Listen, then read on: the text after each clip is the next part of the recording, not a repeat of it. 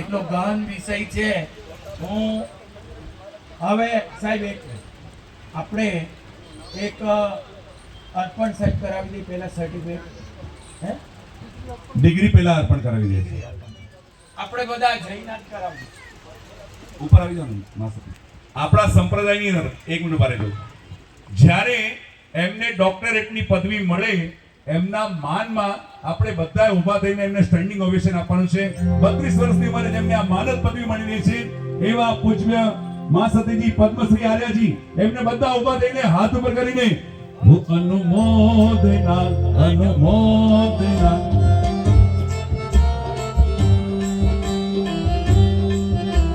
બધાના બે હાથ ઉપર જેમને ડોક્ટરેટની પદવી મળી રહી છે એવા પૂજ્ય મા સતીજી પદ્મજી આર્યજી પદ્મશ્રી આર્યજી એના પછી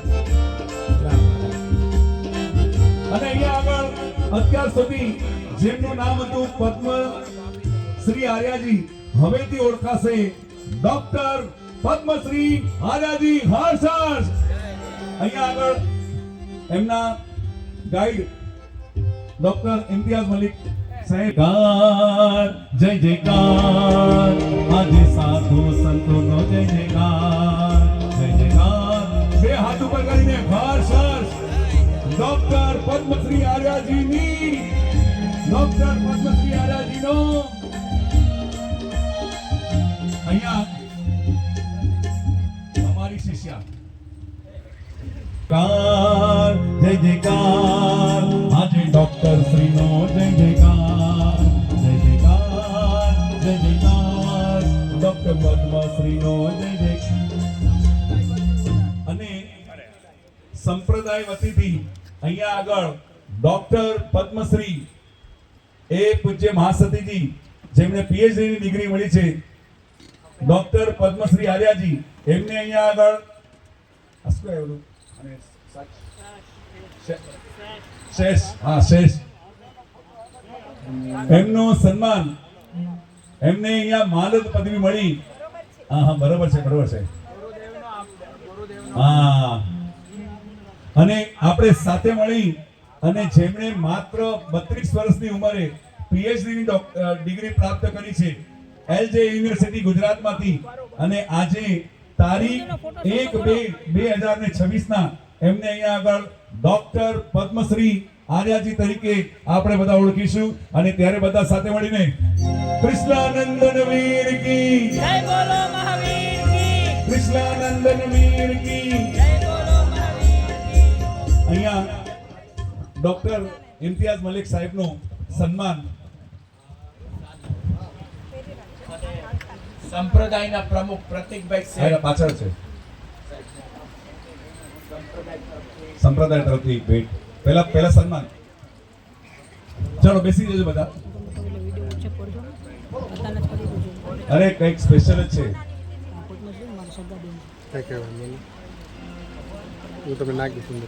હા મલિક સાહેબ કે છે કે જી પૂજ્ય મા સતી પૂજ્ય આચાર્ય ગુરુ ભગવાન શ્રી ભાવચંદ્રજી સ્વામીની અસીમ કૃપાથી અસીમ આશીર્વાદથી અમારા શિષ્ય શ્રી પદ્મશ્રીજીએ ખૂબ જ નાની ઉંમરમાં ડોક્ટરની પદવી પ્રાપ્ત કરી એમને આજે પૂજ્ય ગુરુની શ્રી નૈના કુમારીજી મહાસતીજી વતી ખૂબ ખૂબ આશીર્વાદ અને ખૂબ ખૂબ આગળ વધે એવા આશીર્વાદ.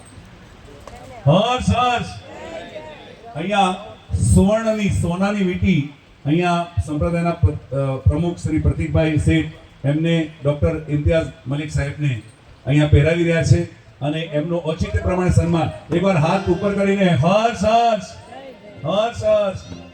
વાહ. પૂજ્ય દાદાગુરુ અજરામરજી સ્વામી એ હંમેશા સર્વ ધર્મને સ્વીકાર્ય હતા અને ક્યારે પણ કોઈ સંપ્રદાય કે ધર્મવાદ ન કરતા. પણ આજે આપણા લીમડી અજરામર સંપ્રદાયની અંદર આ 5મી પીએચડીની પદવી ડોક્ટર ચિંતનચંદ્રજી સ્વામી મહારાજ સાહેબ જે સૌથી પહેલા પીએચડી ત્યારે એમને એટલી બધી તકલીફો આવી હતી પણ મલિક સાહેબે કીધું કે ભલે એસએસસી સુધીનો અભ્યાસ નથી પણ 8 ચોપડી ભણેલા હતા પણ મલિક સાહેબે એક સ્પેશિયલ કેસની અંદર એમને ત્યાં આગળ રિક્વેસ્ટ કરી કે PhD ને અને એજ્યુકેશન અને વ્યવહારિક એજ્યુકેશનને કાંઈ એટલું મહત્વ નથી હોતું, આધ્યાત્મિક લેવલમાં એમનું ભણતર વધારે છે. મલિક સાહેબને વિનંતી કરીશ 2 શબ્દ.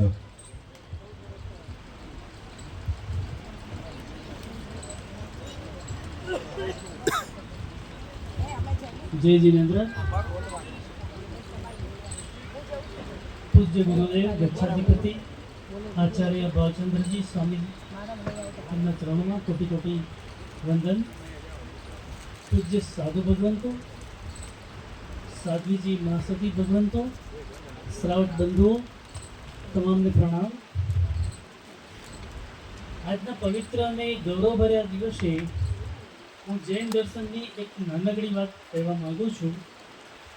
જૈન દર્શન આપણને શીખવે છે કે જીવનનો સાચો વિજય અન્ય પર નહીં પરંતુ પોતાના મન, વિચાર અને કર્મ પર હોવો જોઈએ.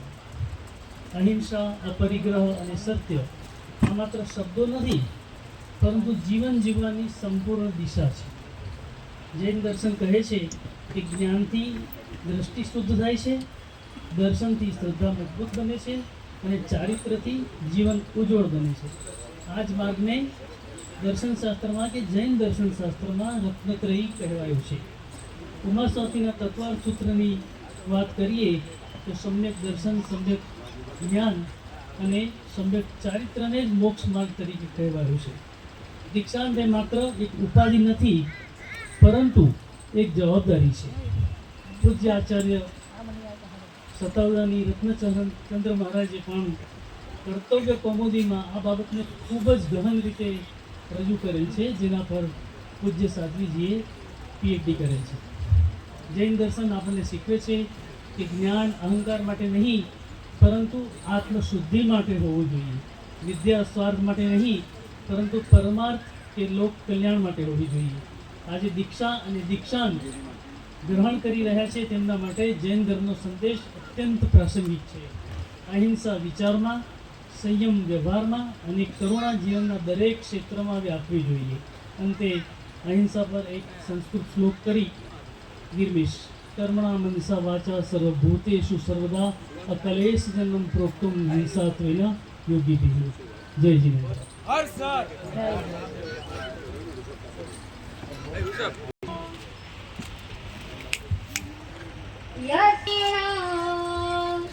मनस्यात् प्रसन्नता स्वयं भूयात् धृतिर्शान्तिः स भवेत् परमो गुरुः.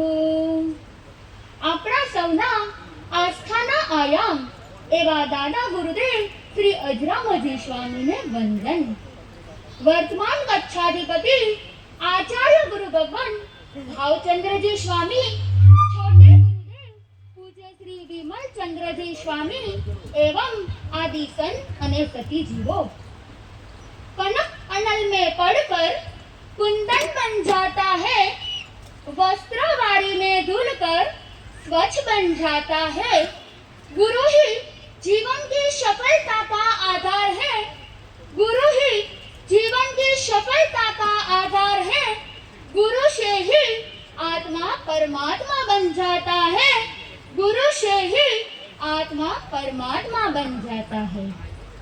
पत्थर माथी प्रतिमा क्यारे बने? જ્યારે શિલ્પકારના હાથમાં પથ્થર આવે છે ત્યારે. માટીમાંથી ઘડો ક્યારે બને? જ્યારે કુંભારના હાથમાં માટી આવે છે ત્યારે. કાપડમાંથી વસ્ત્ર ક્યારે બને? જ્યારે દરજીના હાથમાં કાપડ આવે છે ત્યારે. તેમ શૂન્યમાંથી સર્જન ક્યારે થાય? જ્યારે આપણી ઉપર કોઈ સદગુરુનો હાથ હોય ત્યારે થાય. મારું પણ શૂન્યમાંથી જો કોઈ સર્જન કરનાર હોય તો એ છે આચાર્ય ગુરુદેવ. એમની કૃપાથી હું અહીં સુધી પહોંચી શકી છું. આ બધો ફાળો આચાર્ય ગુરુદેવના ચરણે સમર્પિત કરું છું. આજનો માહોલ જોઈ મને યાદ આવે છે કે આજ લીમડીની પવિત્ર ભૂમિ અને દાદાના ધામમાં આચાર્ય ગુરુદેવની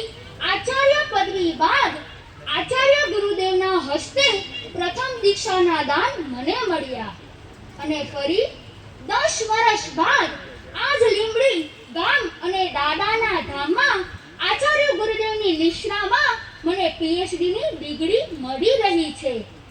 આ બધો સંયોગ ગુરુ કૃપાના સંયોગથી જ બની શકે છે.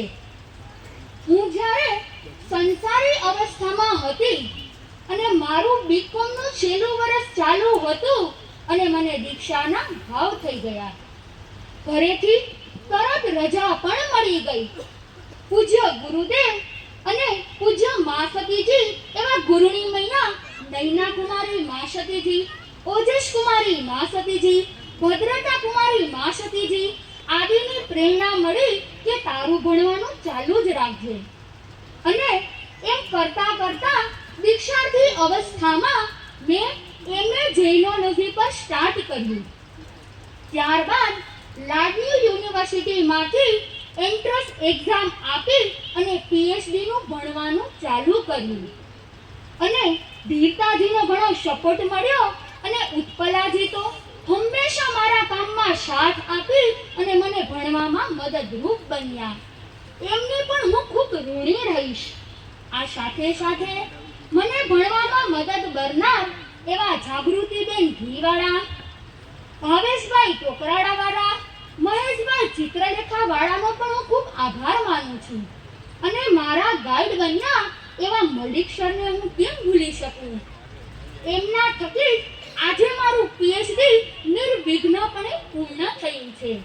જ્યારે આવા ગાઈડ મળવા પણ ખૂબ મુશ્કેલ છે, જે જૈન નથી છતાં પણ મને જૈન ધર્મમાં PhD કરાવ્યું. જૈનોલોજીનો સબ્જેક્ટ એમને મને કીધું કે તમારે જૈનોલોજીનો એવો સબ્જેક્ટ ચોઈસ કરવાનો છે. અને મને વિચાર આવ્યો કે બીજા કોઈ સબ્જેક્ટને ચોઈસ કરવા કરતા આપણા જ ગુરુદેવ, આપણા જ સંપ્રદાયના એવા શતાવધાની રત્નચંદ્રજી સ્વામીનો જ ગ્રંથ કર્તવ્ય કૌમુદીની મેં પસંદ કરી.